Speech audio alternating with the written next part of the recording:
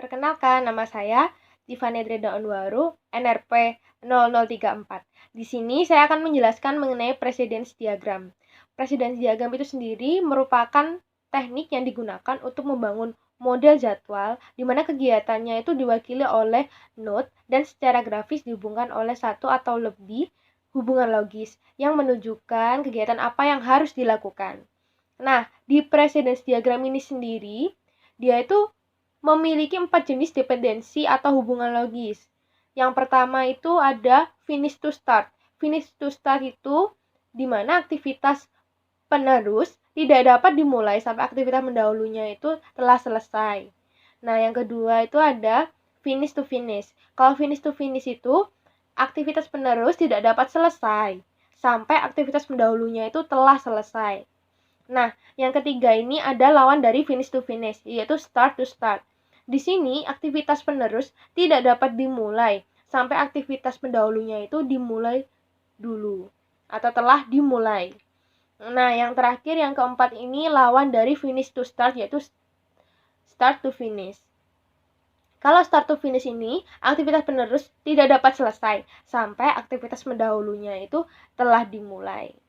Jadi yang selanjutnya yaitu membahas tentang ketergantungan. Jadi ada 3 jenis ketergantungan. Yang pertama itu ketergantungan mandatori, yang kedua yaitu ketergantungan lepas, dan yang ketiga yaitu ketergantungan eksternal. Jadi ketergantungan mandatori yaitu ketergantungan yang tidak dapat dipisahkan antara aktivitas dan pekerjaan. Jadi contohnya suatu pengujian program tidak dapat dilakukan sebelum pembuatan program tersebut selesai.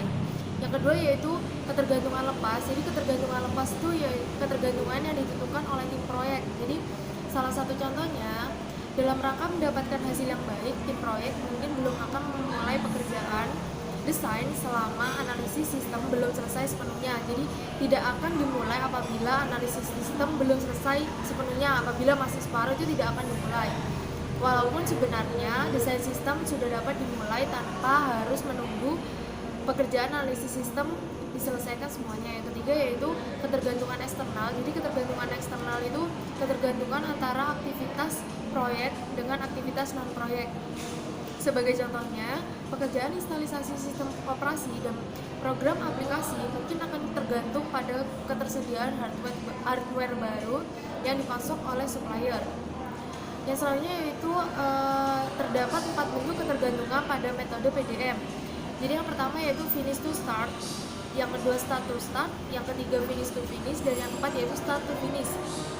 Jadi di sini finish to start itu yaitu suatu aktivitas tidak dapat dimulai selama aktivitas sebelumnya belum berakhir.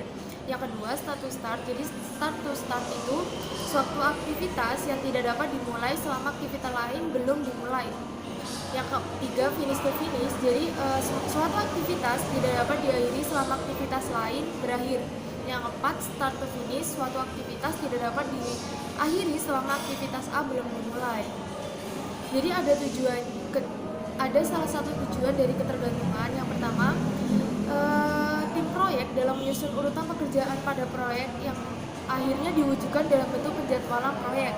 Alat bantu yang biasanya digunakan dalam menyusun urutan aktivitas salah satunya yaitu yang ini diagram record, yang kedua yaitu diagram metode.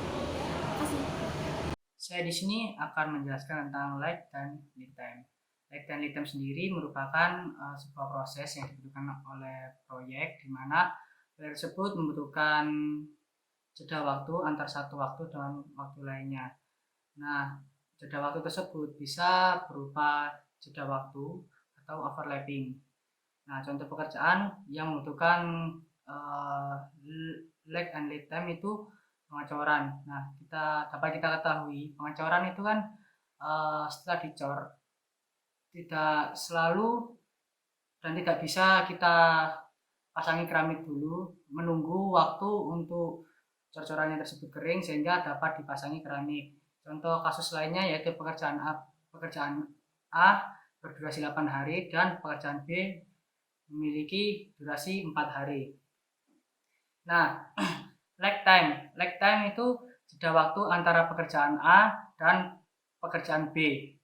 Misalnya pekerjaan B dimulai setelah 3 hari pekerjaan A telah selesai. Nah, biasanya dalam predecessor pekerjaan B ini kita diisi dengan 1 Fs plus 3, di mana 1 adalah posisi baris pekerjaan A di Microsoft Project, dan Fs untuk notasi finish to start, plus 3 adalah untuk meletakkan jeda waktu antara pekerjaan A dengan pekerjaan B, yang mana pekerjaan B tadi jeda waktu dengan pekerjaan A itu 3 hari. Selanjutnya lead time. Lead time yaitu overlap waktu yang dibutuhkan pekerjaan A dengan pekerjaan B. Misal pekerjaan B ini dimulai 2 hari sebelum pekerjaan A telah selesai. Nah, dalam predecessor pekerjaan B ini kita isi IFS min 3. Nah, min 3 ini jeda bukan overlap 3 hari antara pekerjaan A dikurangi 3 hari tersebut.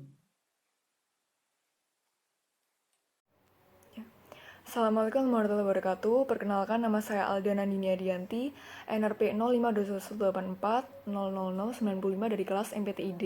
Di sini saya akan menjelaskan mengenai network diagram. Network diagram itu adalah representasi grafis dari hubungan logis di antara jadwal proyek.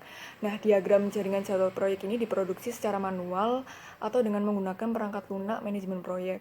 Nah, dalam mencakup rincian proyek ini memiliki satu atau kegiatan lebih. Untuk ringkasan narasinya, kita dapat menyertai diagram dan menggunakan pendekatan dasar yang digunakan untuk mengurutkan kegiatan tersebut. Nah, setiap urutan aktivitas yang tidak biasa dalam jaringan harus sepenuhnya dijelaskan di dalam narasi itu. Nah, aktivitas yang memiliki beberapa aktivitas pendahulu menunjukkan konvergensi jalur. Aktivitas yang memiliki beberapa aktivitas penerus juga menunjukkan divergensi jalur. Nah, kedua aktivitas ini beresiko lebih besar karena dipengaruhi oleh beberapa aktivitas atau dapat mempengaruhi beberapa aktivitas lainnya juga.